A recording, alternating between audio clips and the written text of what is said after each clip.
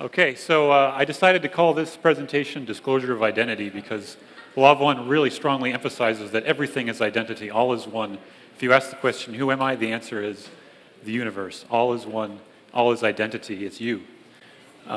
They say the universe, its mystery unbroken, is one. Always begin in the end in the creator, not in technique. So we get caught up in a lot of different things that are the process of living a life and doing things, and it's all just a kind of a distraction in some sense from ultimately what we are as one. How many people are not familiar with the Law of One material at all? Okay, very few people, that's good. How many people are not familiar with general principles like that second density of consciousness would be considered like animals, third density is people, fourth density is where we're headed? How many people are not familiar with that kind of thing? Okay, very, very few people. I already have a presentation on YouTube. If you just type in Law of One into YouTube, it comes up near the top with the same purple background. So you can learn a lot more too through my other presentation, which is more of a general overview of a lot of the ideas. But yeah, the basic idea here is this was 5 books that were produced from 1981 to 1984, which are basically 106 channeling sessions with the being that identifies itself as Ra. Jim McCarty is the only surviving member currently of the original team. Carla Ruckert and Don Elkins were doing the question and answers. Carla Ruckert would be in a trance state, channeling Ra. Don Elkins was asking the questions. And Don Elkins died in 1984, and that kind of put an end to the material. But there's an awful lot there still that you can find at law1.info. And you can also now, as of like 2013, you can purchase the MP3s of the original audio that they recorded everything onto cassette tapes and have finally released it all onto the internet. So, it's stunning validation that they actually did what they said they did. They did not edit the material, except in small ways they edited Don's questions because he was fumbling around trying to figure out what to ask. But Ra is always channeling precise, perfect language. It's just surreal to listen to these actual tapes and see it. And I would say the law1.info has slightly more close version of the material than would the books that you can buy. It's very, very close, 99% verbatim to what's on the audio. And I verified that personally. So you know it's legit when you look at law1.info, that's what was actually being channeled. The first time I gave a presentation on this, I didn't really say much about Corey Goode at all. But since 2015, when I first gave a presentation on this topic, Corey Goode has come out and said the Blue Avians have now absolutely confirmed that they were responsible for the creation of the Law of One series. And so this is actually very significant for people who are interested in validating Corey in some way, because the Law of One is filled with highly specific statements that have falsifiable elements. So people have complained if you want to falsify something, you need a lot of details. And the Law of One is packed full of details if you're interested in diving in more to the connections, the correlations, and possible contradictions, of which I found none with Corey Goode's testimony. And believe me, there's a lot of people out there who are saying a lot of crazy things that do actually contradict many specifics in the Law of One. But it's important to consider maybe we're misinterpreting something or other, not dismiss people blanketly because one thing that we believe doesn't fit with something they're saying. But who am I actually? I'm actually a programmer, a bachelor's degree from University of California, Irvine. I'm a freelancer right now. I specifically became a freelancer, quit my full-time job so that I'd have more time to be more ambitious with what I'm involved in. I did a web agency kind of work for 5 years, and I gained all types of skills that way. So I'm able to help Corey. I do help Corey a little bit with websites and things. I started a meetup group in Colorado Springs called ET Disclosure and Contact. If you live in Colorado Springs or Denver, you can go visit that. We do an awful lot of interesting things with that group. We've done some protests, and one of them showed up on Corey Goode's Facebook page. A lot of people know me through this. He said several months ago when I was being briefed by the Air Force officer we call Sigmund, I was asked to please have my team stop, quote, harassing the personnel at a certain Air Force base in Colorado. I told him none of my team was harassing any of the Air Force bases. Sigmund looked at me with a scowl on his face. Now I know why. And he finally watched this video back on July 1st, I think it was when you first saw the video. Yeah, and he said, I recently found out that some of the people I'm working with were handing out flyers and holding up signs about the secret space program at a local Air Force base. When I found out about this, I had to chuckle a bit. So also, My friend here, Lotus, is in the video. He's working on a flyer for you guys, actually. I hope we can get that out. On Monday, we'll be announcing more things. Me and Roger will be announcing more things, including the nature of what we're doing as a Full Disclosure Project organization. We have not become a nonprofit, or I should say a 501c3 organization yet, but that's the direction we're definitely headed. And so hopefully we can announce more about what that will look like, and we're going to be talking a little bit about what we want you to be doing and potentially forming local chapters of the Full Disclosure Project to work in a similar manner on pushing full disclosure in your communities in whatever way you can. And what I did to just get started was just create a simple meetup group on meetup.com, and anybody can do that. It's not that hard. And we'll give you some more ideas on Monday too, many more ideas about what you can be doing locally. I created a website called the newearth.network as an alternative to meetup.com. So if you can't afford meetup.com, or actually I would recommend trying out both sites because more of us who are here are going to hear what I'm saying and go to newearth.network, and you can find people like you if you go to newearth.network. I have it separated into it's kind of like a social network, but it's also kind of like separated into regions that you can go drill down by regions that are the same as on Craigslist right now. And so you can go to your specific region, and I have an API, a programming thing that pulls in meetup groups that are already occurring in your area on meetup.com. So it's kind of a mixture of meetup.com and Craigslist that you can figure out what's going on, find people that you know or that you are like in your area and become friends with them. That definitely helps for pushing disclosure forward when we get together with people that we know. So this is a little bit about me, but the question of who am I can't actually honestly answer. I have no idea who I am. I have no idea what I am. I'm not sure what it means to exist. I'm as lost as you are. I know nearly nothing. And the Law of One kind of asks us to think about this, asks us to make identity and our infinite potential is a kind of a question of continual asking. And this is the way I kind of look at it. As your name is a fiction, I call myself Mike, it's a fiction, that it kind of points back to who I think I am. Who you actually think you are is also a fiction that serves as a pointer back to the one infinite creator, who you really are. So everything is kind of what the Law of One will call a distortion of the truth about our oneness. So further disclaimers, just to make this clear, these are just my opinions that I'm going to be talking about, my interpretations. I may state things as though I think they're facts, even though I should be questioned. I'm no authority. My opinions are not the opinions of Full Disclosure Project, not the opinions of Corey Goode, L&L Research, or anybody. This is just me putting something together for you. And you should verify for yourself by reading the material, make sure I'm accurate. And if I say something that sounds wrong, and it doesn't vibe with you, I might just be getting it wrong, and maybe you should go read the material and verify that it's actually the way I say it is, because it might not be. Okay, so I want to talk a little bit about, this is kind of an extension of what Jordan was saying.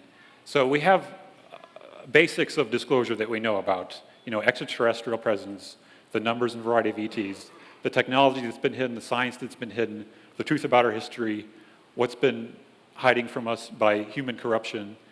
But this can also lead to a broader philosophical disclosure about what's really going on with the nature of reality. And there will be an inevitable gap for people who are strongly in a materialistic frame of mind, thinking about everything in terms of building blocks. But the universe doesn't quite work that way.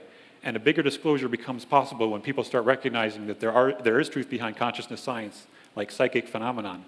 It's a very strange thing for materialists to get around, that we have psychic abilities.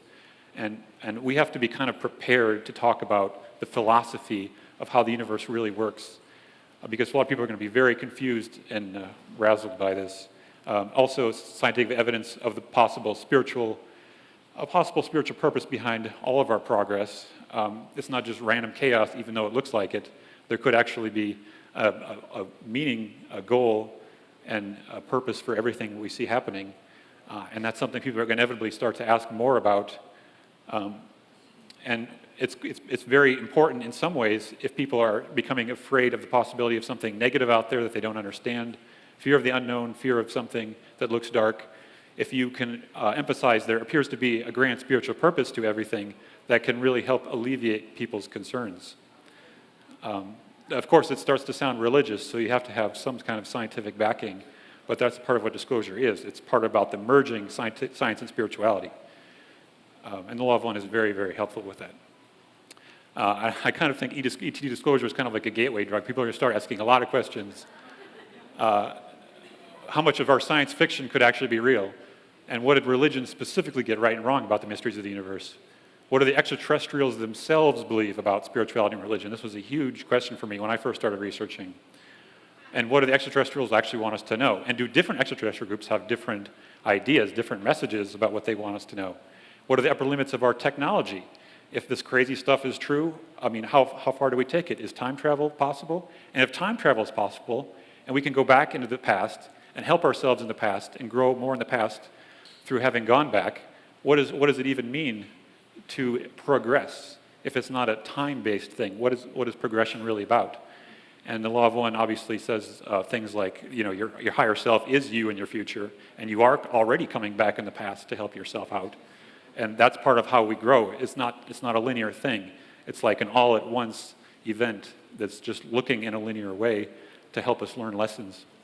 But anyway, we also are going to have to ask the questions about how many beings interact with our thoughts if we're all psychic, and if the mind can exist outside the body, why are we even in a body? What's the purpose of the body versus the mind? And what are we if we're not strictly material? And can we detect the soul with technology? It's possible that's been done. And can technology interface with the soul? Is that what advanced spiritual beings do to help us reincarnate? To give us what would appear to be near-death experiences? And are souls fundamentally separate from each other, or are they fundamentally all the same thing? These are questions people will have to ask. So how do UFO researchers traditionally tackle some of these questions? Well, we obviously have field investigations, interviews with people who have been contacted. We have interviews with people who are whistleblowers, people who know something about the workings of government, military work. We have hypnosis work. A lot of people are understanding you can just put somebody in an altered state of consciousness and get information, and then that leads into channeling and meditation information. And we also have direct research into new science and technology, which helps us understand more about the nature of reality. And it turns out Don Elkins was involved in all these areas in some sense. And Don Elkins was one of the greatest UFO researchers to ever live, in my opinion. And he doesn't get the credit he deserves. He was really just a professor originally. Started out, he got a PhD in philosophy, but he was working as a professor of physics and engineering at the University of Louisville, Kentucky for 12 years. And it was during his time as a professor, relatively early on in his time as a professor, he started doing hypnosis on people and doing all this types of esoteric research. And eventually he started going around to interview contactees. And in 1965, he left his position as a professor specifically to get involved more heavily in UFO research. And so he became a Boeing pilot, a 7027 pilot, to help give himself more time. He also bought planes and would fly around with his own, or rent planes and fly around so that he could cheaply get to the people who are having these contact experiences. I mean, that's the main reason he's flying around a plane, is to go interview people about their contact experiences. So he was really on top of things. And finally, after many years of doing this kind of thing with Carla Ruckert and working on channeling with her, that's when the Law of One began. It was like when he was at his peak of understanding from all the research he had done, then Ra comes in. You're ready to hear some of this. And it was by far more specific, coherent, intelligent than anything else he had seen before. And he could just have a normal conversation back and forth with Ra. What's the nature of reality? And I'll quickly mention that a book was recently released. Carla Ruckert passed away in 2015, but shortly before she died, Gary Bean, who's the director of LL Research, the nonprofit associated with the Law of Material, Gary Bean did many, many extensive interviews with Carla Ruckert and Jim McCarty, Carla's now husband, or then husband. And this book, I recommend, has a lot of insight into their lives and everything that's going on with them. One of the things Carla says in this book is that Don did absolutely everything he could think of. He went to seances, he went to channeling sessions, he investigated anything that was other than, quote, normal science. And they investigated hard UFO cases together wherever he could get with his airplanes. And Carlos says he felt from the very beginning that this is all just an illusion and spirit is the reality. He kind of had that sense from the very beginning. He thought channeling was very interesting because it indicated that there are others from elsewhere that had kindly thoughts toward us, even though he discovered much later they're not all such nice guys. But Carla said she thinks his first piece of the puzzle was really realizing the information he sought wasn't going to come from here, because this is just an illusion. It's necessary to seek beyond scientific limits if you want the truth. And so, I won't cover this. There's so many things about the law of one. David Wilcock has said, even just last on Wednesday, I think I heard bits and pieces of his interview with Jimmy Church. Just listen to that if you want to know more about the nature of the validation of material. I want to point out a few things about it, though, that people inevitably who are skeptical will bring up, which is like, oh, of course, this was Don Elkins' thing. Even though people, when they talk about the law of one, they often just say, oh, it was a David Wilcock's thing. No, it's nothing to do with the creation of the law of material. It was Don Elkins, but there's almost no way, when you listen to these audio tapes, Don Elkins could have been creating this stuff. And I'll give you an example. It's very fascinating to me. So a good portion of session 8 of the material, very early on, was not put in book 1. And a good portion of this was about the secret space program. They said that there were United States-derived UFO manufacturing underground plants in Mexico and New Mexico, and these UFO devices had psychotronics and particle beam weaponry on them, and that there are bases of ours on the moon, bases under the oceans, bases in the sky, and this was omitted from the original Law of One book until book 5 in 1998, way after Don died, with the original audio coming out then in 2013. And Don Elkins is actually quite emotional in this audio, if you listen to it. And to me, it's like the best acting performance you could put on. For him to put on such an acting performance, I don't think would have been something he would just leave out. But this is a quote from session 8. Ra was actually kind of accusing him, like, well, not accusing, but suggesting that they pursue more philosophy and less of the specifics. But Don just kept questioning because he's like, this is really hard. This particular information is so startling to me. So startling that it makes me question your validity on this. Up until this point, I was in agreement with everything you're saying. He didn't think it was possible that the United States government could have been developing all these UFO craft and that they were doing this much in a secret space program. So in a sense, the way people react to Corey Goode is the way Don Elkins was reacting to Ra about the secret space program. Like, I just can't deal with it. This is something I'm considering leaving out of the book entirely, which he then did. And there's also, obviously, a lot of people who try to claim that Ra is probably like some negative entity. Of course, all channeling is negative, which is kind of ridiculous because it's like one of the most uplifting and positive things. But the most striking thing about it, I don't know if I've seen this in other channel material, it's only question and answer. Ra doesn't give any type of lecture or discourse on anything. They don't have an agenda. That's not the way they work. Well, there is one statement that's an exception to this I'll cover, but they only respond to questions. And you look right here, you can go into lawofone.info, go to the opening statements, Ra Contact opening statements category, and you see listed out all the statements they made that were not coming from questioning. The first thing they said, I greet you in the love and the light of one infinite creator. We communicate now. And they waited for a question. They said nothing more. They waited for questions, and that was the only way they were willing to talk. And that's a very karmically pure way of going about it. It does not infringe on free will. But there was one statement that's the exception to that. That's in session 1.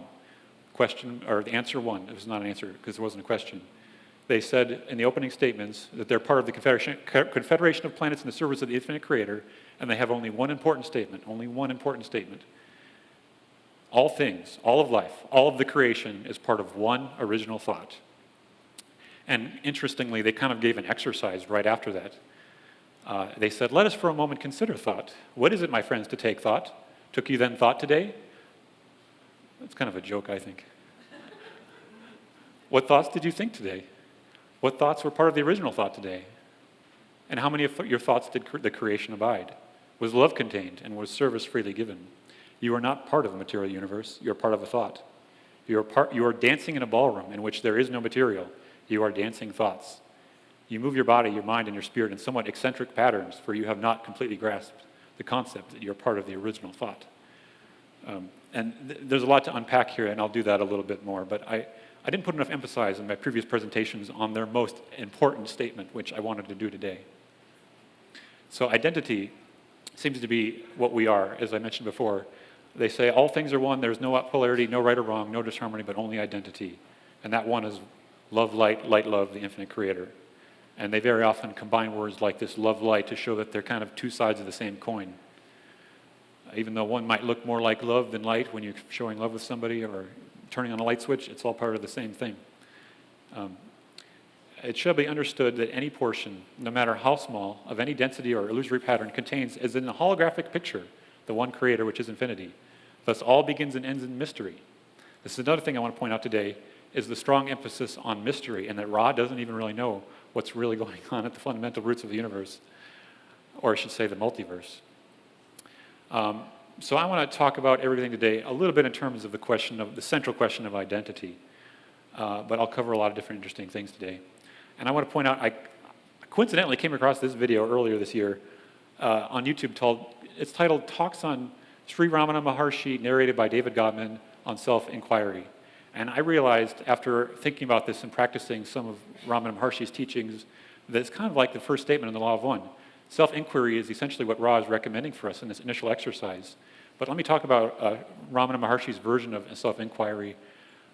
It was his basic thesis that the individual is nothing more than a thought. Does that sound familiar? But he called it the I thought. And I would prefer to call it the I assumption.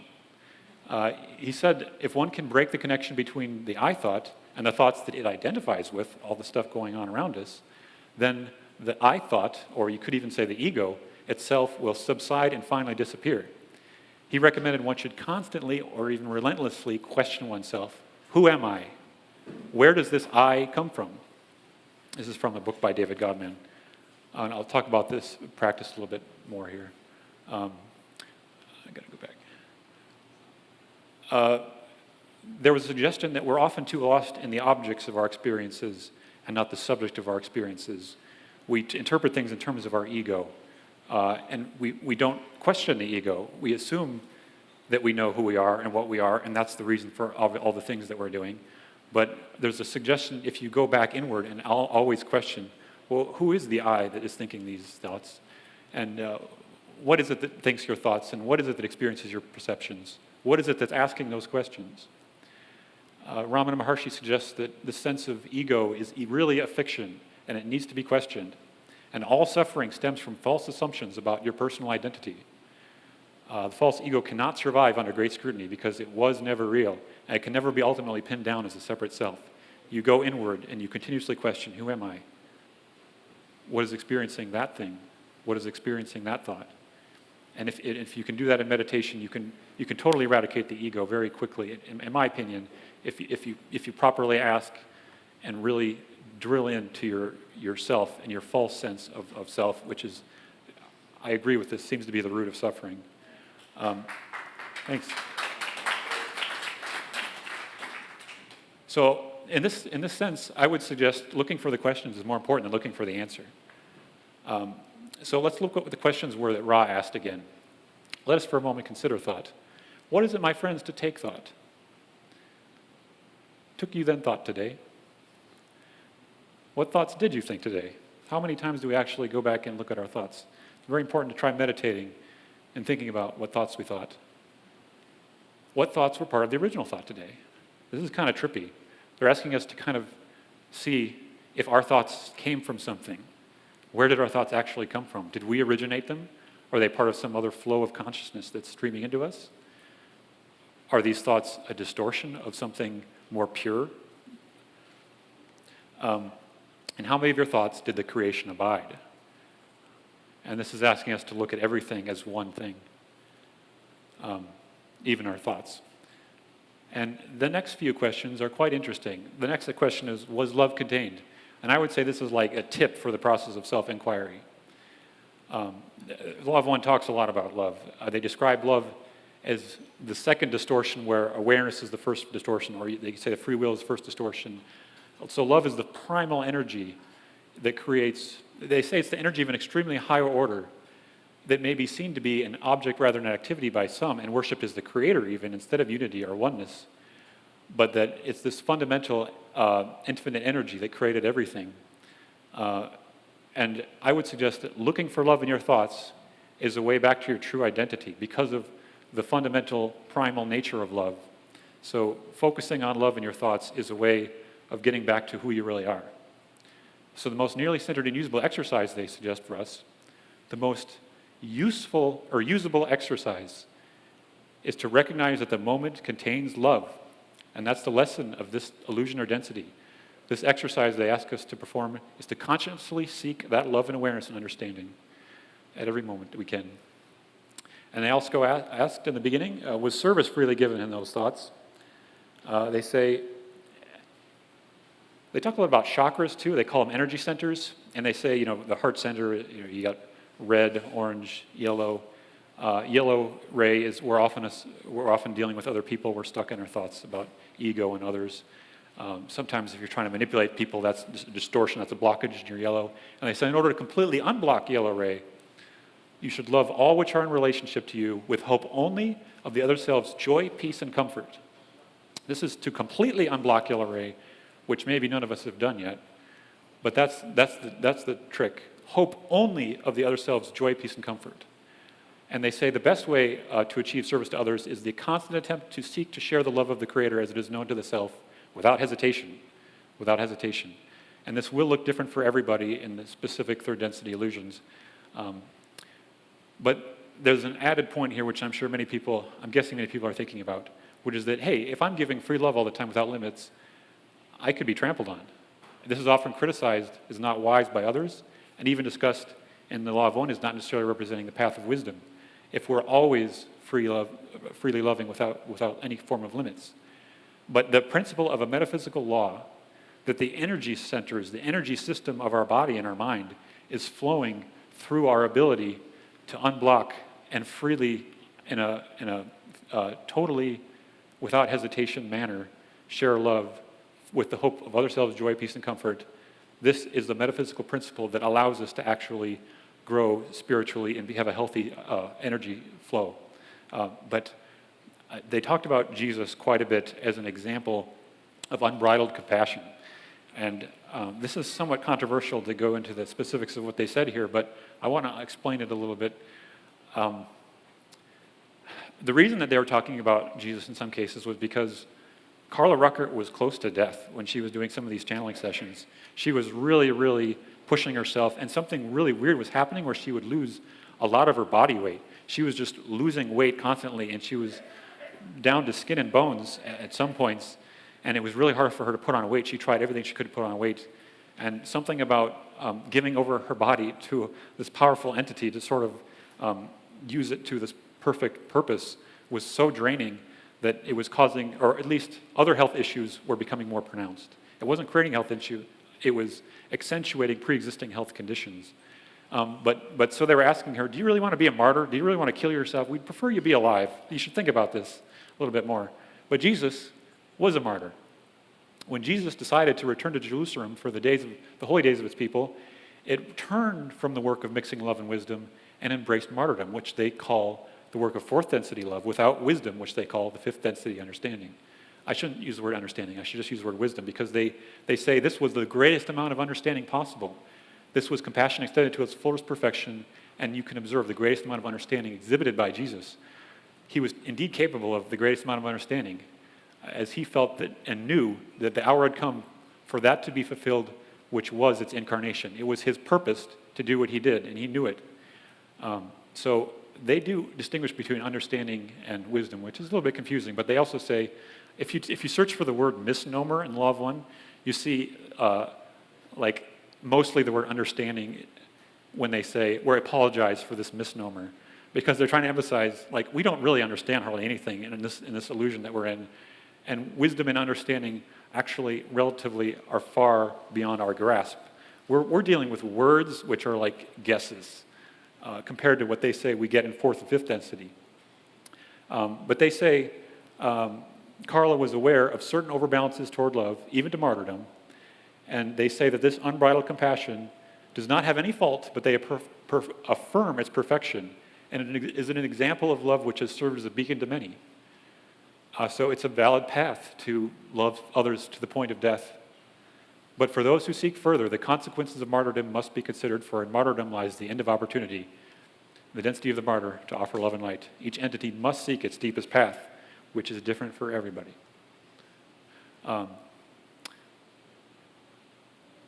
They say, when they're talking about the archetype that is referred to the experience of the mind in the tarot deck, I think it's the Emperor card. They refer to the fact that there's a bit of protection that we get when we look in terms of love, but it's not a physical kind of thing. Those people on the service to others path do not experience the outward shelter in your illusion from the gusts, flurries, and blizzards of quick and cruel catalyst, which we're always facing. However, to the pure, all that is encountered speaks of the love and the light of the one infinite creator. The cruelest blow is seen with an ambiance of challenges offered and opportunities to come. Thusly, the great pitch of light is held high above such a person that all interpretation may be seen to be protected by light. And that's actually the meaning of this little ball here in his hand. I mean, there's so, in book 4 of the material, they get so far into the symbolism of what everything in some of these images means. You see this guy's looking over to our right or his left. That means it's the left-hand path for him. The right-hand path is the path of service to others. Left-hand path is the path of service to self. So we tend to be more focused in that direction. We put up our guard a little bit more over in that direction. But ultimately, the magic is over here, sometimes hiding just behind our eyes, just behind our line of sight when we open to love. Okay, so this is a complicated game that we're in. We have what could be called negative entities, and they mess with us, they tempt us.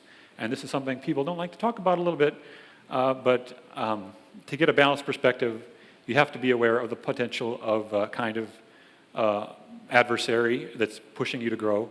And they talked about, many times in the Law of One, they'd ask about, why is this negative thing happening to us right now? And the answer would usually be, oh, it's your fifth density negative friend. They would use the word friend. I don't know if it was Don Elkins introduced the word friend. They just wanted to make fun of it a little bit. But this was like the powerful dark entity that was kind of always after them, trying to stop them from doing this material. And they would say they normally just put out the fourth density minions. They called them the minions that would go out and tempt people. And the normal process of psychically attacking people is to tempt us away from polarization towards service to others, tempting us towards the aggrandizement of the self, or tempting towards aggrandizement of social organizations with which the self identifies. So I feel like that's a very key point, is that there's a sense of identity which is behind the deception. So stop identifying with all these things which are not you, which are not love, which are not the creator, and we can be more protected. They say nearly all of us, nearly all positive channels and groups may be lessened in their positivity or rendered quite useless by what we may call the temptations offered by the fourth density negative thought forms. They may suggest many distortions towards specific information, and that's very interesting. What kind of specific thing are you harping on with anyone who's having an argument with you? Distortions towards the aggrandizement of the self, distortions towards the flowering of your organization in some political, social, or fiscal way. So if anybody's going to start an organization of any kind, be aware of this. There's temptations being offered relating to the flowering of the organization in some political, social, and fiscal way. These distortions all remove the focus from the one infinite source of love and light, which we're all messengers, humble and knowing that we, of ourselves, are but the tiniest portion of the Creator, a small part of a magnificent entirety of infinite intelligence. But protection is very easy. They say give thanksgiving for each moment. See the self and the other self as creator, which is kind of a process of asking, who am I really? Well, I'm the creator. Open the heart, always know the light and praise it. This is all the protection necessary. And they say love is the great protector. So let's go a little bit more interesting with the concept of love and what we're doing. If you search for the word politics in the Law of One, you'll see only 2 references, and this is the one I want to talk about. People who are very active in attempting to remake or alter society are working from feelings of being correct personally or having the answers, and this is not necessarily from the heart, but the people who are of the heart, who are working to alter society, working from the green ray, the heart center, there are few of us, very few, very few, they're just few, due to the understanding, may we say, of fourth ray, the heart, the compassion of fourth density, the understanding that universal love freely given is more to be desired than principalities or even the rearrangement of peoples or political structures. It's talking about like elections and voting and political systems. Universal love freely given is more to be desired. That does not say that there are no people working from their hearts towards politics, but we can be among the few who are doing that if we remember to seek love first. We still need to make sure we get disclosure. Oh my gosh. The technology your peoples possess at this time is capable of resolving each and every limitation which plagues your social memory complex at this present nexus of experience. And this is how we serve others through disclosures, making sure people can get what they need. We can heal the plagues of our social memory complex, which is another way of saying our entire society. There's also this other angle, which is that we have ETs who do interact with us to help us out with everything, and Ra identified themselves as a member of 53 civilizations, which comprise approximately 500 planetary consciousnesses in the Confederation of Planets in service of the Infinite Creator. And they say the most efficient mode of contact that the Confederation is making is what they're experiencing, which was channeling, because the infringement upon free will is greatly undesired. But there are wanderers, the star seeds, souls from elsewhere, who will be able to have so-called close encounters and meetings between these higher density beings and the individuals. But they say if you want to make sure what's going on, if there's fear and doom in your contact experience, the contact was quite likely of a negative nature.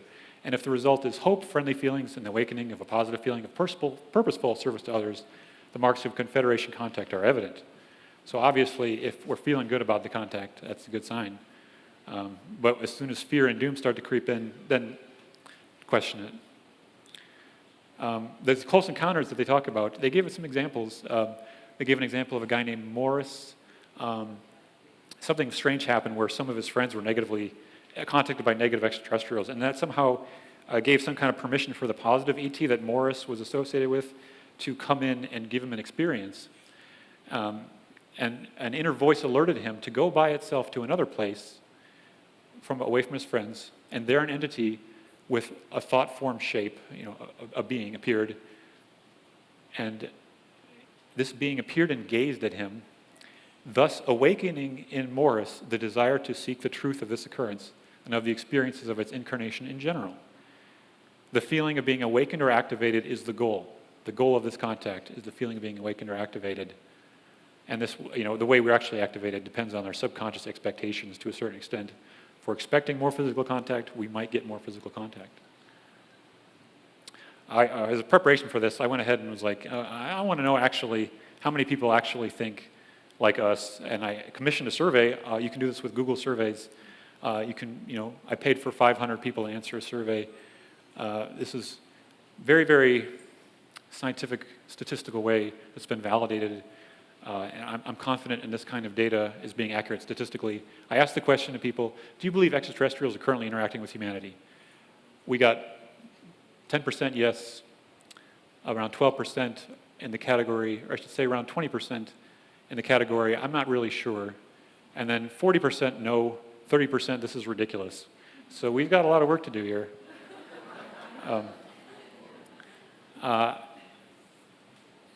But there's a deeper point here, which is that this is not fundamentally a problem of science, where somebody's like, well, I just haven't seen the data yet. This is a problem of attitude. This is a spiritual thing. We've got a lot of people out there who are just like, nah. They're not open to being nice about hearing your information. It's a tough job, but it is a spiritual war that we're in. I want to point out, interestingly, that Jacques Vallée had an interesting approach to the UFO topic. He would ask, well, what is the effect ultimately of the UFO topic? We've got all these people who are looking crazy. That's kind of what's happening. And it's not really helping with the scientific end of things. Terence McKenna said, well, all these people look crazy. There's nothing wrong with being taken for a fool, except it does seal the phenomenon rather nicely away from the very sober ladies and gentlemen who are making these careers, their careers in some branch of science. So we can't exactly expect science to be the answer to a lot of what we're dealing with, at least in the modern sense. But this is a whole part. Ra suggests that this is really a fundamental point, actually, that they're here to inspire mystery, a sense of mystery, not a sense of understanding and putting it into a box, a sense of mystery and blowing wide open your boxes. They say there's 7 races from the Confederation currently interacting with us, and they want us to become aware of infinity. That's why they're doing it. The purposes are very simple, to allow these entities to become aware of infinity, which is often best expressed to the uninformed as the mysterious or the unknown. When we first developed the nuclear device, there was some extra contact that occurred in such a way as to cause mystery to occur. The hope for intention being to make your peoples aware of infinite possibility. It's not to necessarily send a very specific message, it's just to say, you don't really know what's going on, do you? Well, let's ask the question. If we already did know extraterrestrials are real, would there be a reason if they showed up? Well, in the Egyptian era, basically, they did show up and showed everyone themselves. And Don asked, why is that? And they said, well, it didn't make any difference. The belief systems of people were not affected dramatically by contact back then. Everyone just kind of knew that there were gods. But that didn't matter because the purpose was still to encourage and inspire studies in the mystery of unity. And that was the purpose for appearing to the Atlanteans. They had reached a level of philosophical understanding where they could probably deal with this kind of contact, and they were given the message or messages that led them to mystery and unity and greater study in that direction. So the mystery is the goal, both before disclosure and after disclosure. It teaches us about infinite possibility, and that's kind of the point. I think I have to go faster, actually, to get through everything. I Googled this a year ago. I was like, how many people are talking about reverence with religion? There's only 2 results for most reverent religion on Google. I thought this was kind of odd. And I feel like, we need a more humble attitude. And we've kind of been stuck thinking what we know. Everyone just is stuck thinking and trying to know and say, oh, this is what I think. And then they do it with kind of assertive attitude. Oh, I'm pretty sure because this is the information that was available to me. And therefore this and that is true. But the UFO disclosure is ultimately about waking us up to the fact that we don't know. And the sense of mystery is what's missing. That's going to help us have a very balanced process of disclosure and awakening, because we can open our hearts and our minds more easily when we're not so sure of anything. So assuming that we know is not the right attitude, Ra actually says that it's important to graduate, to ascend, to realize you do not understand. That's a crazy, trippy quote. You do not understand. If you think and you understand, that's holding you back. They also say the law of one is not even necessary for us to be consciously aware of. Opening the heart is what we need, not necessarily being aware of this or that. Ra tried repeatedly to help people become more ready, and they tried the pyramids, and it was somewhat unsuccessful, but they say they're of the brothers and sisters of sorrow. That's the way they look at who they're working with and what they're doing. We're operating out of a sense of sorrow, and if they can even help one person through their actions, then they see no concept of failure. They say their very being is hopefully a poignant example of both the necessity and near hopelessness of attempting to teach, because we're kind of not getting the lesson. And it's so hard to get through to people. And Ra even says there's many mysteries of the universe that they have not figured out yet. The portions of 7th density, there's 6th density, the portions of the 7th density remain mysterious to them. And the 8th density moves into mystery they do not plumb. They don't even bother trying to explain that. They even don't understand totally the nature of time.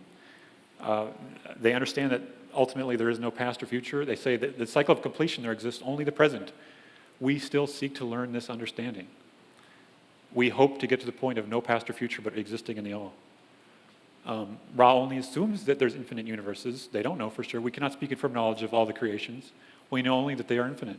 We assume an infinite number of octaves, which is the 8 series of densities which the universe is structured under, or the multiverse is structured under. There's many, many universes that are calling octaves. And they say that it's been impressed on us that there is a mystery-clad unity of creation which all consciousness periodically coalesces and again begins. And it shall be understood that any portion of the Creator is part of a holographic picture, which is infinity. So I wanted to point out this interesting idea, because Corey Goode came along and said, well, they claim it to be 6th to 9th density, and well, the 8th density is the next universe, and the 9th density is the next universe, according to this. But Ra actually talked about this idea in the Law of One, that there are beings from the other universes that are showing up. They say the best way to understand this is to look at the different universes as islands. And, if you're stranded on an island, you're alone, and if you have no way to get off the island, you do not know about other islands until an entity comes along from the other islands and says, I am from elsewhere. This is a rough analogy of what's going on. We have evidence of this sort both of previous creation and creation to be, meaning there's a universe before our universe, there's also beings from there. Or at least our beings are going to that. I don't understand how that works. We, in the stream of space-time and time-space, are viewing these as non-simultaneous events, which is really trippy because it's like they think the universe is one event, and so now there's multiple events on another layer, and everything is coalescing. So I'm wondering if the timelines are being altered to accelerate the coalescence of universes, which is something that they say seems to be happening. That's kind of beyond our practical application. They refer to something called the harvest as an anomalous activity. And I want to talk about the word harvest because it's been getting a lot of flack in the New Age community, like, no, don't use the word harvest, that sounds creepy. They also call it graduation. It's not the only word. They say the anomaly of harvest is when an event happens to transfer our indigo body into violet ray manifestation, which is the crown chakra. And this is not something I totally understand, but it could be something where it's like we're supercharged for a brief moment that allows us to reconfigure ourselves. And this might not even happen when we're alive. They also refer to the idea that third density bodies give birth to fourth density bodies. There is a transition period to fourth density. It's not like it's all going to happen with one thing, but there could be one thing that is called the harvest that's going to happen. And this helps us understand what further teachings are necessary for each individual and what further incarnations are necessary for each individual. It's about figuring out the next stage of our experience. So why do they call it a harvest? And people don't always realize this, but this is almost certainly a reference to the biblical prophecy, that they're trying to connect the dots. This is what Jesus was talking about in Matthew 13. They say Jesus said that the kingdom of heaven may be compared to someone who sowed good seed in his field, but while everybody was asleep, an enemy came and sowed weeds among the wheat. So the idea of harvest is when the harvesters come and finally at the end of the age, they separate the good and the bad, or the neutral. They make sure that I will tell the reapers to bind in bundles and gather the wheat into my barn. So that's basically the idea of harvest, is gathering the good stuff out from the chaos of the current reality, which is necessary to allow people to grow. But Jesus was uniquely clarifying the harvesters are angels, and angels is obviously the only word they had for extraterrestrials. So one of the most profound things that you can find there is that there are beings who show up at the end of the age, and the reapers are the angels, the people helping us with the harvest. And an interesting thing he said, what happens at the end of the age is that the righteous will shine forth like the sun. And the reason a lot of Bibles have this uppercase is because it's referring to the Old Testament. Not only is Ra tying the thread back to what Jesus said, but Jesus is tying the thread back to something in the book of Daniel. And in the book of Daniel, they refer to the wise shall shine as the brightness of the firmament. I looked at all the translation. There was no use of the word sun in the Old Testament. Jesus picked the word sun. Firmament usually means the expansion, the heavens or the sky. But I thought, isn't this interesting that Jesus wanted to say something about the sun happening in the harvest, that the righteous shine forth as the sun shines forth? Could that be a reference to some type of solar event that Jesus even knew about? So there are three levels of beings that are helping with harvest. One is the angelic level, which could, in our terms of the word angelic, that generally means the inner planes, metaphysical planes, or the higher self, the beings who aren't showing up in person. But the Confederation are the beings who can show up in person, and those are also the beings of the Confederation are helping us by, quote, standing in the small places at the edge of the steps of light. And that is, I wish he would have asked, Don had asked more about what do you mean by the small places at the edges of the steps? Because that could either mean they're coming down here or not. What does that mean? The third group watching over this process is the group you call guardians, who are from the octave above our own. This is the next universe. This would be the sphere beings. The guardians provide precise emissions of love, light, love, and exquisitely fastidious dissemination of discrimination, pretty confusing, so that the precise vibration of each entity is ascertained. They're helping out the other guys. They're giving the disseminations of discrimination, because there's a lot of decisions that have to be made about how to properly interact with people and things like that. So what's up with all this mystery anyway? Why do we need such a profound sense of mystery? Well, this is one of the most beautiful explanations in the entire Law of One material. When Don asked, why is it that we come here and lose our memory, lose understanding of everything going on? Well, let's give an example of the man who sees all the poker hands in a poker game. He knows the game. It's child's play to gamble. It's no risk. The other hands are known. The possibilities are known. The hand will be played with, it will be played correctly, but with no interest. You're not very fun to play when everyone is showing you their cards. But in the metaphysical planes, you can see all these cards. It's all open to the eye. And in the fourth density, there's no deception, no desire for deception. And you can accomplish things in harmony in that other parallel reality. But you gain little polarity, little service to self-orientation or service to others orientation from that kind of interaction. But let's apply this analogy and do the longest game you can imagine in a lifetime. The cards in our life that we get dealt are love, dislike, limitation, unhappiness, pleasure, etc. They are dealt and re-dealt continuously. You may, during this incarnation, begin, and we stress begin, to know your own cards and to begin to find the love within you. You may begin to balance your pleasure, your limitations, etc. However, your only indication of other selves' cards is to look into the eyes. You cannot remember your hand, their hand, perhaps even the rules of the game. This game can only be won by those who lose their cards in the melting influence of love, can only be won by those who lay their all, their pleasures, their limitations, their all upon the table, face up, and say inwardly, all of you players, each other self, whatever your hand, I love you. This is the game. To know, to accept, to forgive, to balance, and to open the self in love. This cannot be done without the forgetting, because it would otherwise carry no weight if we didn't have this kind of jumbled chaos of mess to learn through. Synchronicity is a way we do put some pieces together, which is very interesting. It's one of our greatest hints about what's really going on. If you're paying attention, this is a way to operate in a discrete way without violating our free will. They say, consider the coincidences and odd circumstances by which one thing flows to the next. Consider this well, because every entity receives the opportunity that everyone needs. Somehow, things line up for us that we can figure out what's going on if we're paying attention. We can figure out what we need to progress. And they also say thoughts increasingly become things as we move into the fourth density energies. And this relates to the vibration of the photon. All particles are increasing in frequency, and this is happening, and this influence has begun to cause thoughts to become things. You can observe an example of anger. Anger causes cancer.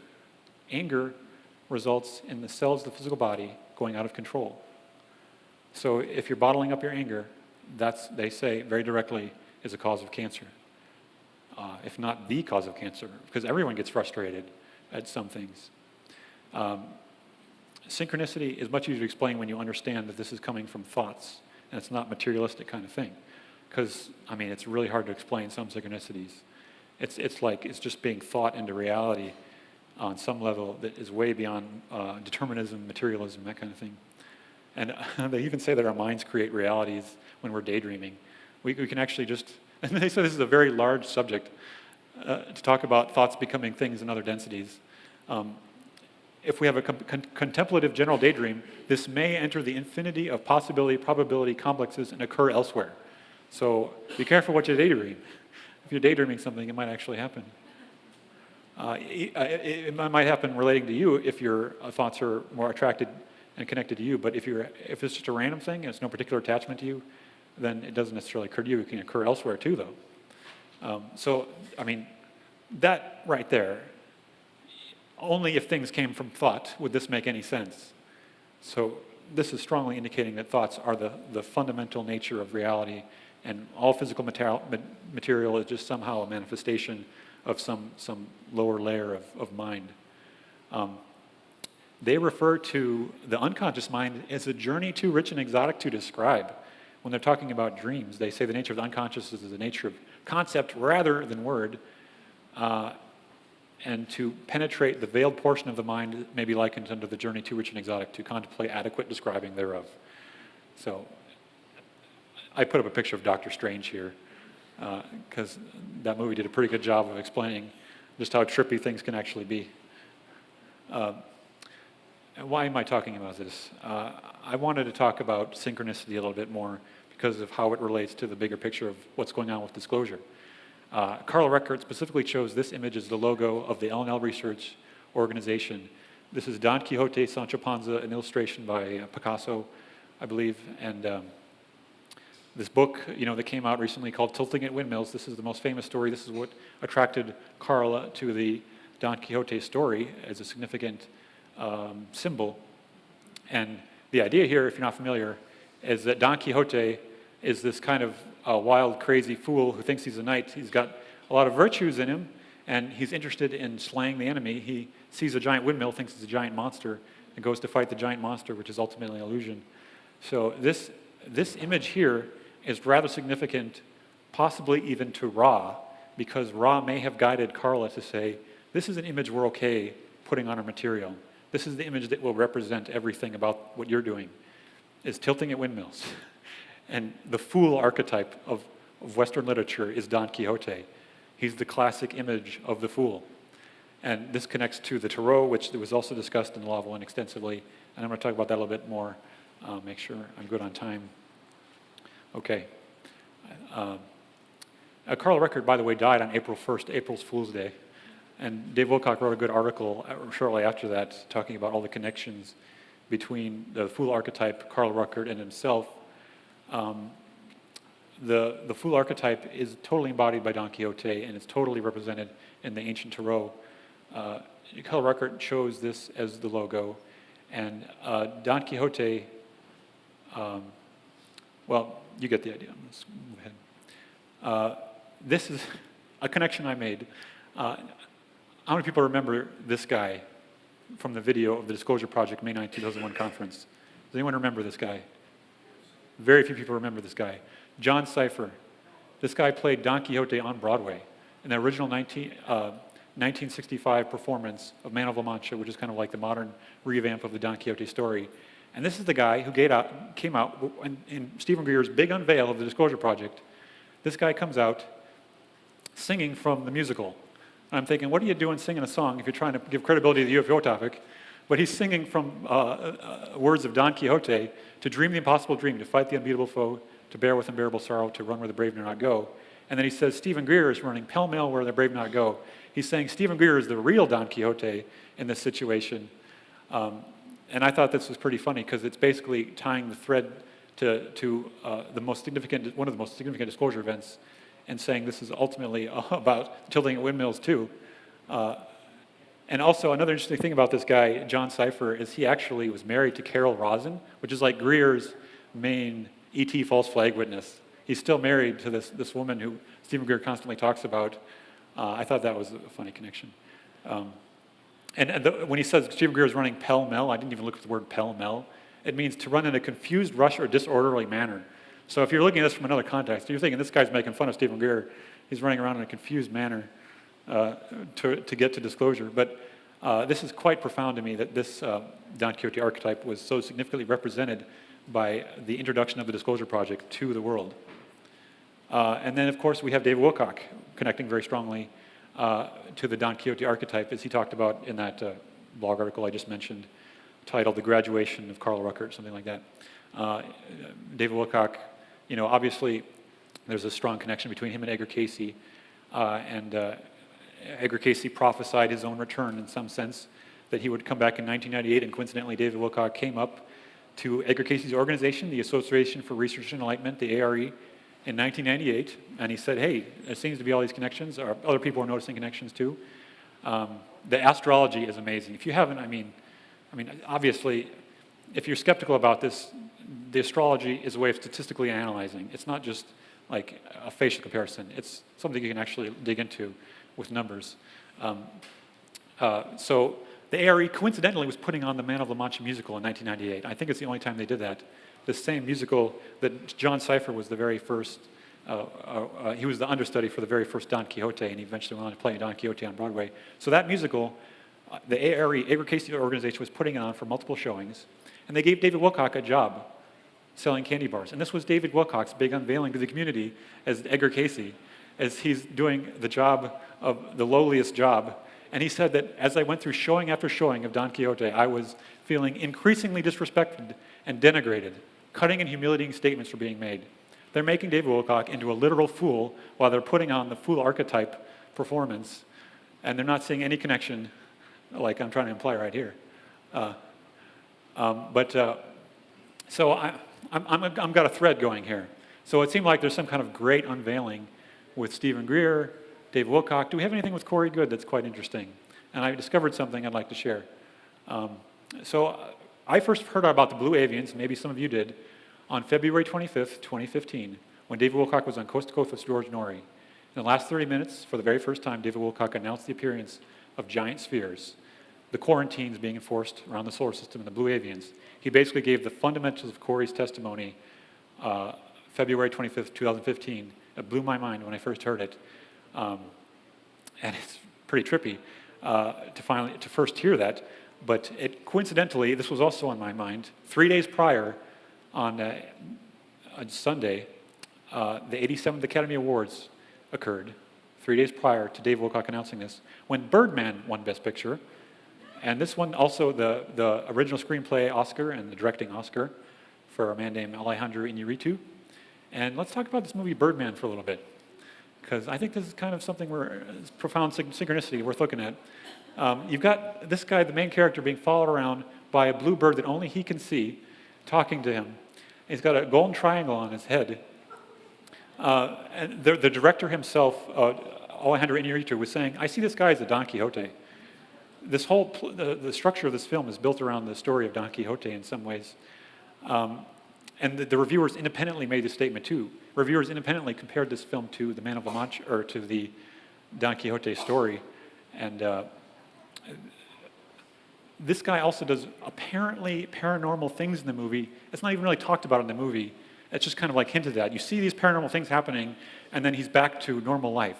And you don't really get an explanation ever. What's up with all this weird stuff going on that only he knows about, only he can see?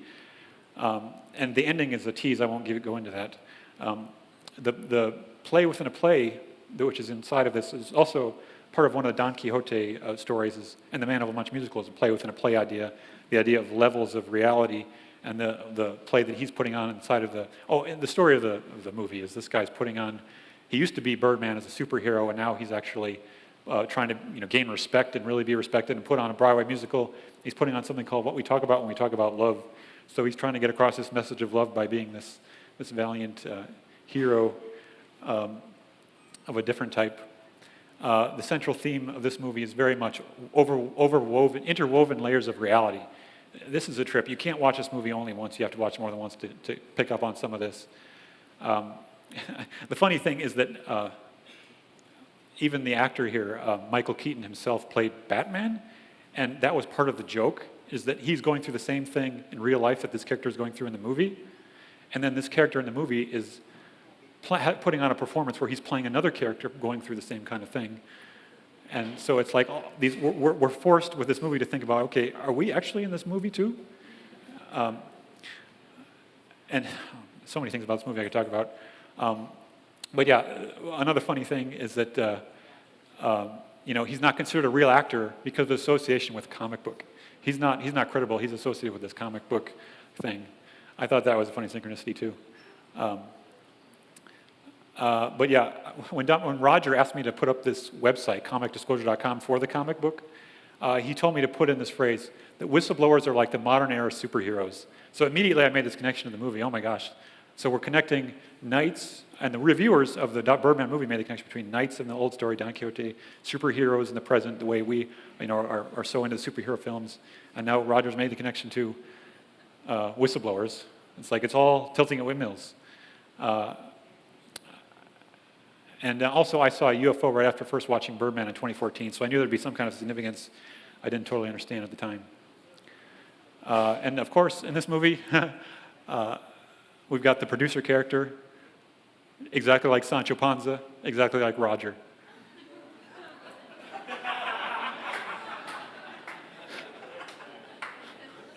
Zach Galifianakis is Roger.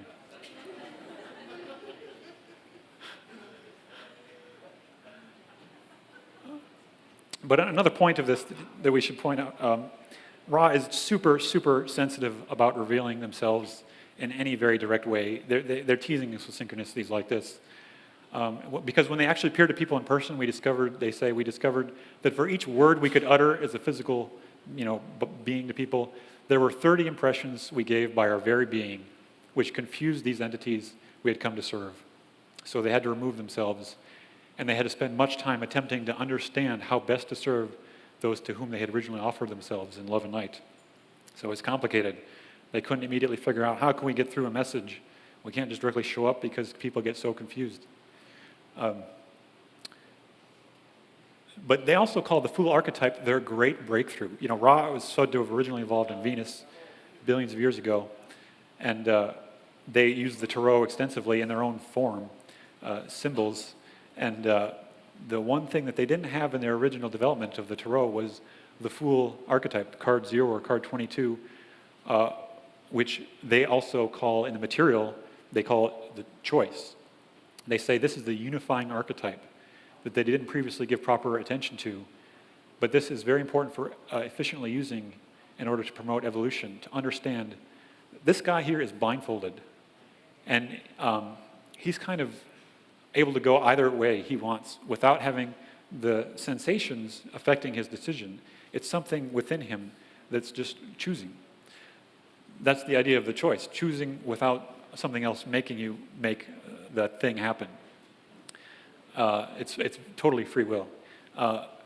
One great aspect of this archetype is the aspect of faith, walking into the space without regard for what is to come. This is, of course, foolish, but is a part of the characteristic of the spiritual neophyte, stepping out in faith. So that's another big part of this Fool Archetype, is stepping out in faith. Corey Goode, David Wilcock, Stephen Greer, everybody's stepping out in faith. We don't know what's going to happen. The polarization or choosing of each mind-body-spirit complex is necessary for the harvestability from third density. So it's the choice that we make here which the universe kind of pivots around. All the beings who are making their choice to serve others or serve themselves. This is the nature of the ultimate choice. And the choice to love and serve others is our path back to the Creator. So Ra didn't use the tarot like we use the tarot. We use it like divination. You do a reading and you put out the cards and pick one or whatever. I don't do that myself, actually. Ra recommended, and I'm not saying you shouldn't do that, I'm saying Ra recommended in their original teachings that you should study the images primarily. And once you study these enough, then you can learn to become each archetype, and most importantly, to know with whatever's happening, when the adoption of a particular archetype's persona would be spiritually or metaphysically helpful. So you don't have to randomly pull out a card, you just know them all in your head and know how it applies to what's going on. And they also have kind of a series that they gave for studying, and they give all the numbers of what to study, when, and how. But they gave the idea that the fifth card in each set of 7, which they call the significator, I'll talk about those, was left unpaired initially because it gets paired with the archetype 22, the Fool. So significator represents how we find significance in our experiences. And once we have significance, we pair that with the choice to love. So that's a very important understanding for how we use the choice, is we're using it when we have significance. When we have found significance in experience, then we choose love in that moment. Thanks.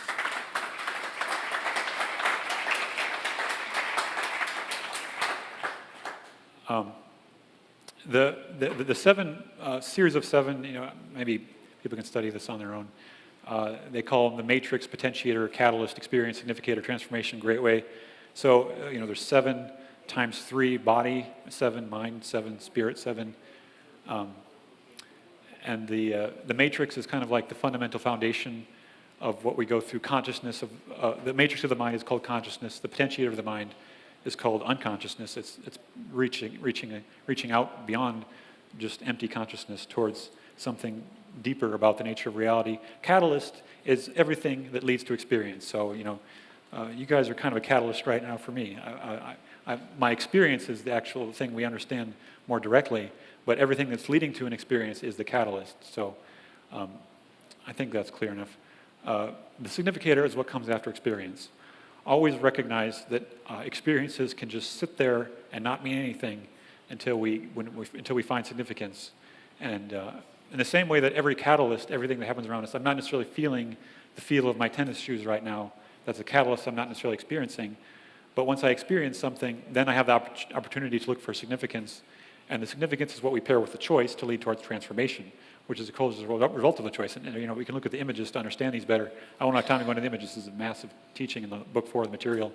And then finally, the Great Way archetype comes after transformation as a way of painting the picture of everything that's going on that just happened. You can kind of appreciate the lesson properly with the Great Way. And I'm going to explain the archetypes of the spirit, as this has a unique connection to, I think, the eclipse event, and the metaphor of the eclipse.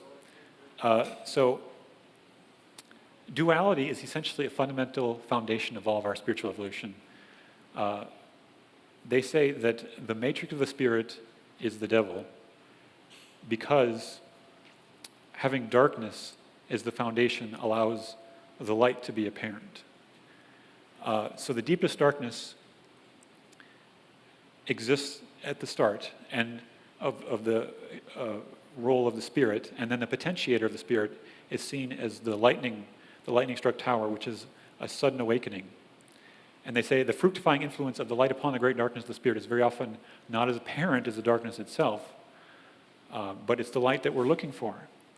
The devil is the matrix, the lightning-struck tower is the potentiator, and the catalyst is called hope or faith. Moonlight is the experience, the sun is the significator, judgment is the transformation, the world is the great way. These are so complicated to really drill into, but I want to get to the sun at least, because that's what we can recognize within the eclipse. The lightning-struck tower is like a light switching on in the darkness. This would be, anything happening that just sort of like, whoa, I kind of starting to get something. What's going on? This is sudden awakening, illuminating. We get this all the time without always recognizing. It can be connected to our thoughts. It doesn't have to be connected to our thoughts. This is spirit is independent of mind and body. It's a fundamental, less easy to perceive, subtle aspect of our nature. The original potentiator was seen simply as lightning, and then catalyst was usually called hope, but they say they prefer to call it faith. And we understand faith, and that's the star. There's a star there. That's a pinpoint of light in the sky. The adept can pick and choose what to pursue further when you have the catalyst. So this tiny pinpoint of light in the sky, well, I'm going to pursue that light. I'm going to see what that light really represents. And then you get experience. You get a brighter light, which is the moonlight. But the moonlight also is kind of representative of shadow. We're groping around in the moonlight, they say. By far the majority of adepts, even those most advanced among us, are groping around in the moonlight. And that this light can deceive as well as uncover hidden mystery. So we're looking for the hidden mystery, and the service to self-oriented people are looking for deception in the spiritual experience. The power of falsity is as deep as the power to discern truth from shadow. And we're looking to discern truth from shadow. And that would be the sun.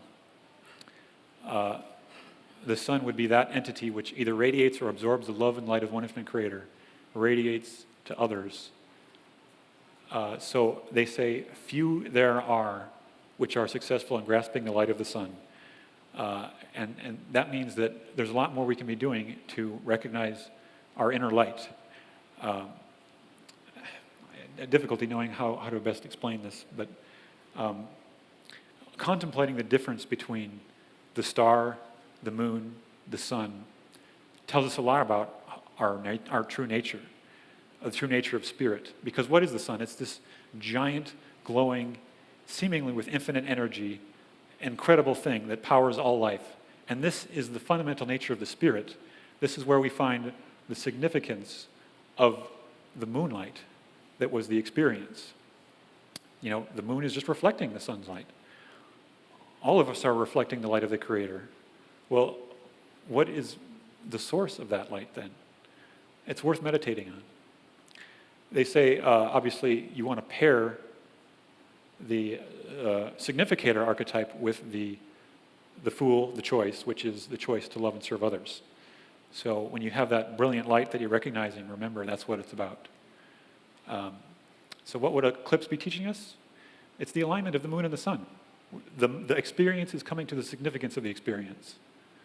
This forces us to review the significance of all our spiritual experiences and the profound light that's always possible within us. Don Elkins asked, is it possible to help an entity reach fourth density in these final days? And Ross says, it is impossible to help another directly.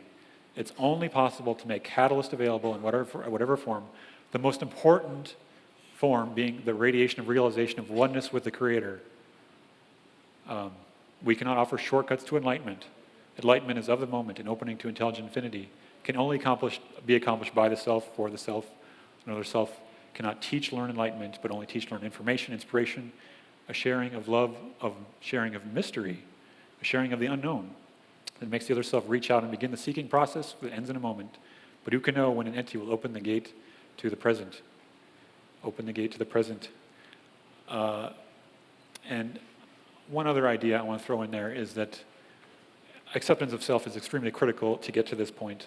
The indigo ray, the higher energy centers, only open through considerable discipline and practice, having largely to do with acceptance of the self. This simplifies what we think we ought to be doing if we understand it takes a lot of discipline to simply to accept yourself. Not only do we accept ourselves as the polarized and balanced self, the polarized means seeking, serve others, balanced self, no blockages, but also acceptance of ourselves as the Creator, an entity of infinite worth. And this begins to activate the higher energy centers. Acceptance of self, forgiveness of self, direction of the will. This is the path towards disciplined personality. Your faculty of will is that which is very powerful within you. You cannot ascribe to the faculty of will too much importance. So I'll end this with saying this beautiful way that Rob often ended things. This is also something from the Birdman movie here. We leave you in the appreciation of the circumstances of the great illusion in which you now choose to play the pipe and timbrel and move in rhythm. We are also players upon a stage. The stage changes. The acts ring down. The lights come up once again. And throughout the grand illusion, and the following, there is the undergirding majesty of the one infinite Creator. All is well. Nothing is lost. Go forth, rejoicing in the love and the light, the peace and the power of the one infinite Creator. I am Ra. So that was my presentation there.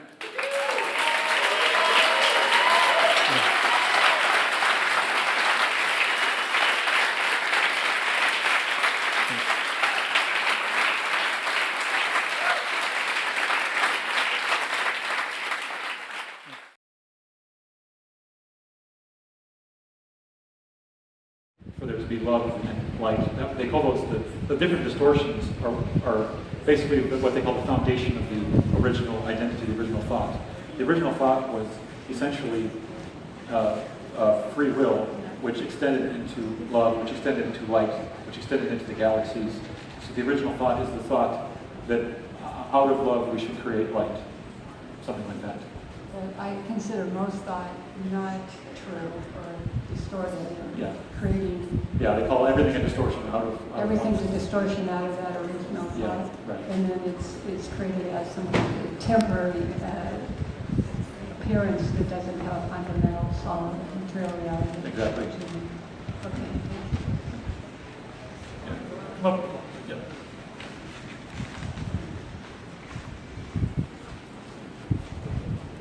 Hi, thank you. Wonderful talk. Thanks. The thing I didn't understand was the matrix of the spirit is the devil. Right. And I couldn't see the slide clearly, so if you go over that again, I'd appreciate it. I want to explain that a little bit better. In that card, you'll see there are people who are basically the slaves, but their chains are broken. The people who are like focused on this massive dark-looking thing above them are actually free to go, and they don't seem to recognize that. So it's the fact that you're focusing on it, not that it's necessarily the fundamental truth of you. It's just that that's the basis of you recognizing, well, I'd rather have the light. Yeah, that's actually what's occurred in my life, is the revelation of the darkness, but the focus on the light. Yeah. Right. Thank you. Thanks. Anybody else? What do you think the appearance of the blue avians has to do with the whole message and everything? Why do you think they chose that blue bird? Why do you think they chose that? Corey left. Well, my own take on the appearance of blue avians is that we're not doing enough. We're dragging our feet a little bit, and more help was needed in the form of a subtle nudge to some of the light workers. That's one effect of the blue avians. You're getting a little bit of a nudge. Love and forgiveness. That's the message. They couldn't. I mean, there was a little bit of truth, or it was totally clear when they're saying, "Oh, we're part of the thought." Oh, yeah. And were you loving in your thoughts? But here they're saying directly, "Be loving in your thoughts." In the blue avian message, they're being a little bit more explicit with us, and so that is helpful for some of us to recognize it really is simple. That's really all we need to do. Is every day try to become more loving, more forgiving, service to others oriented. But then there's also this whole other crazy thing relating to the nature of the solar energies, and us needing to have the buffered energies. It seems to be something that's part of this whole thing too. What do you think about the physical appearance, though? I mean, what do you think is the meaning of that? That's very fascinating. There's actually many bird archetypes in the tarot, and you can think about a bird as that which takes flight, in a sense. And I even thought it was funny that maybe the word raw tier here has some significance. If you think about the word tier, well, that connects to the idea of the brothers and sisters of sorrow. If that's what they're saying to us, well, I'm crying for you. This, and then air, they come from the sky or whatever. That's just a guess. But the appearance of a bird-like being, I mean, the blue corresponds to the throat chakra. They're communicating to us, and then the bird would symbolize that which can take flight, and maybe it's calling us to take flight in a spiritual and physical sense to the next level. That's my thought. So Mike has been kind of my friend here with the Law of One Knowledge for the past couple of months, and just talking me through different types of experiences I've been going through. And one of the things you put up there was talking about how anger can basically be the source of cancer. But in the same way, one of our conversations when I called you super angry, this is what's going on. Something you said to me about, specifically in the Law of One, is how anger can actually illuminate so many things within you and use there. So that would be awesome. Properly dealing with anger can be done with intensifying the anger. The anger represents a kind of energy you haven't dealt with yet. And so if you focus on the energy, which is not something a lot of people like to do when they're angry, they want to just push it aside. Well, I'll deal with that later. But if you focus on the anger, I described this also in the first Law of One presentation I did on YouTube. Focus on the anger, intensify the anger until it gets to a breaking point. And then the choice becomes very clear. Either accept or control. Those are the two paths. Acceptance is the key to positively oriented polarization. Control is the key to negatively oriented polarization. A lot of people, when they get angry, they get physical. They want to control something or someone. But acceptance is the other path. When you really intensify the anger to the point where it's forcing the energy to do something to your brain, to change the way you think. Acceptance is always a path that you can take to get through your anger. And all of your frustration can be dealt with acceptance.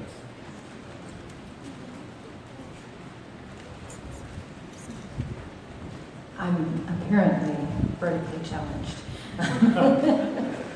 So I was interested, you made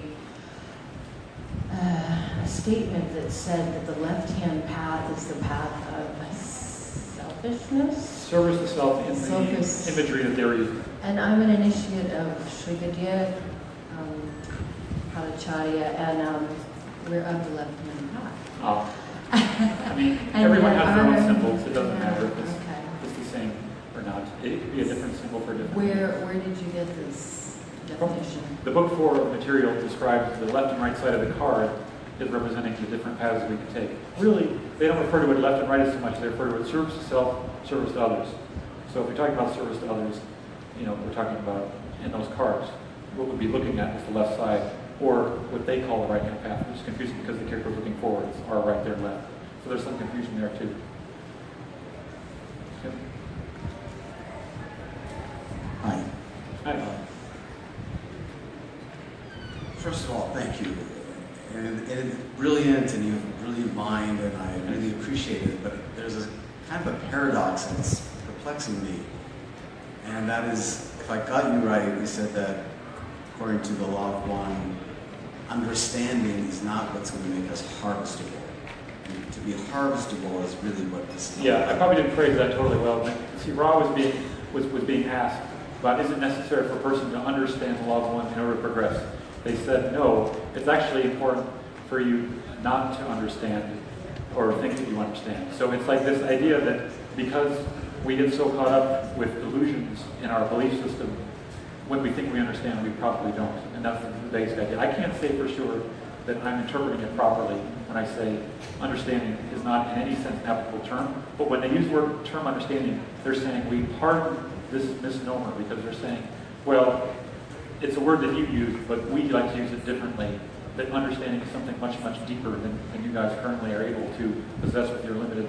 Because right now we are very, very veiled in our consciousness, having a very hard time connecting to like a deeper source thought.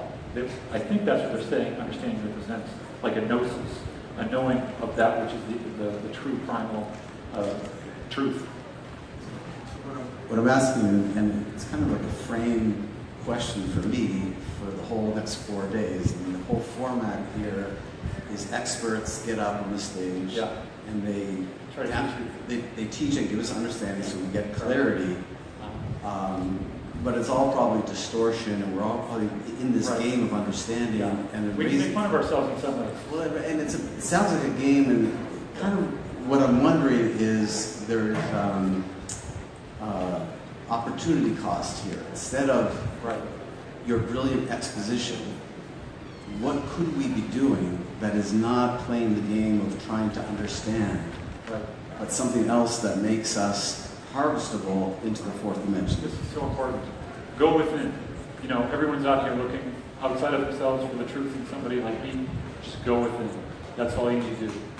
Just meditate.